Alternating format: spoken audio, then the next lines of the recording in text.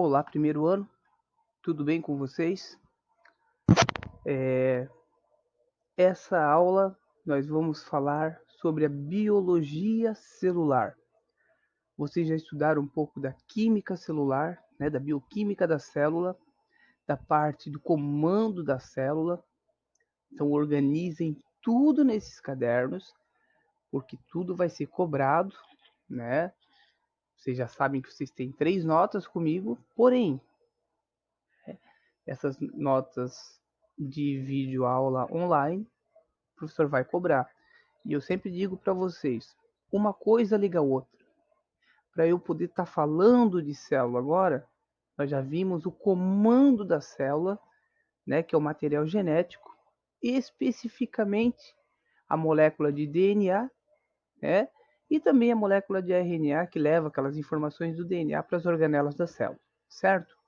Então, hoje nós vamos falar da biologia celular parte 1.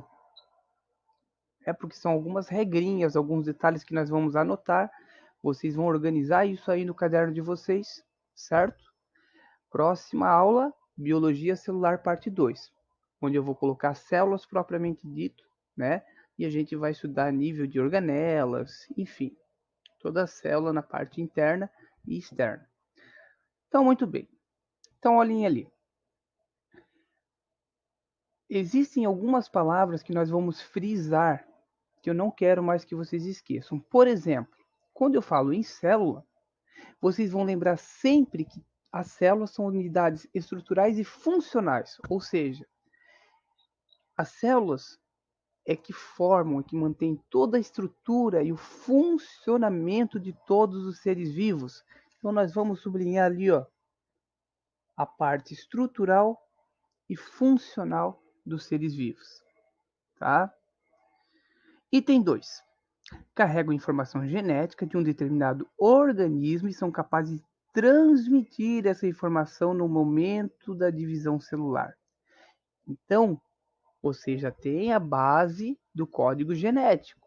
Então, nessa altura do campeonato, vocês já sabem que elas carregam essa informação biológica, tá?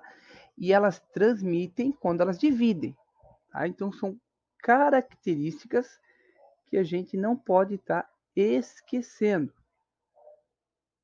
Então, sublinhem, anotem, tá? Deixem esses cadernos organizados.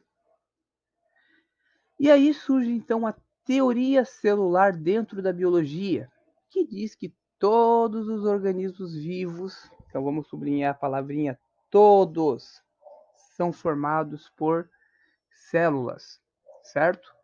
Exceto um ser que fica entre o limite da matéria viva e o limite da matéria bruta, que são os vírus. Tirando o vírus, todos os seres vivos são formados de células. Certo, gente? Bom, nós vamos ter então os seres unicelulares e multicelulares. Unicelulares, única célula. Então, todo o corpo do ser vivo só tem uma célula. Multicelular ou pluricelular são aqueles que têm várias células, certo? Agora, outra característica importante que a gente tem que frisar bem. Células procariontes. Aquelas que não apresentam um núcleo celular definido. Então, vamos anotar aqui. Não apresentam um núcleo celular definido. Exemplo, uma bactéria. As bactérias, elas têm as suas células e o material genético fica espalhado, não tem o núcleo delimitando, né, para guardar aquele materialzinho genético.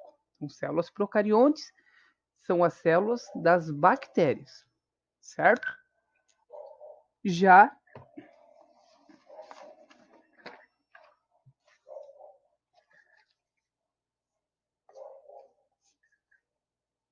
as células eucariontes, né, são as mais complexas. Então nós vamos anotar e registrar isso aqui também.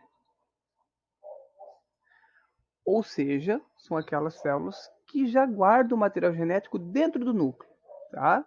Então não esqueçam também das células eucariontes. Bom, quem é o pai da biologia celular? Olhem bem para essa fotografia.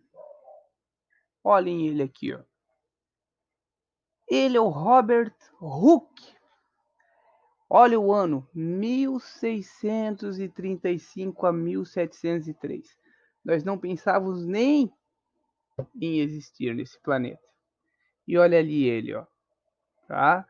Então, o que esse grande cientista, né, Robert Hooke, né, ali usando uma peninha como caneta, imagina a época dele lá, né, fez?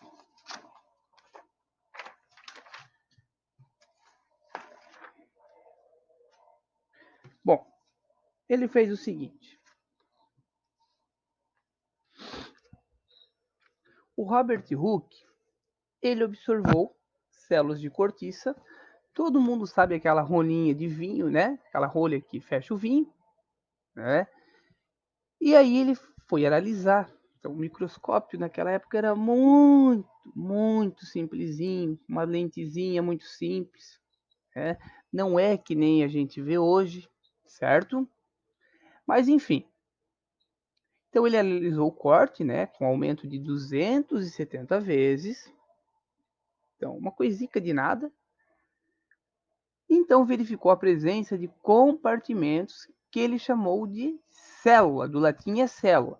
Então ele olhou assim, pareciam várias celinhas, que hoje a gente conhece como célula, tá? Então vou anotar ali que na época ele chamou de célula.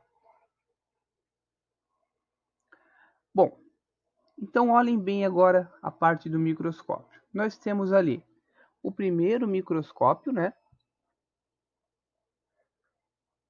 Que é um microscópio comum, um microscópio eletrônico. Então aqui nós vemos a lente ocular, nós temos a lente ocular e aqui embaixo nós temos a lente objetiva.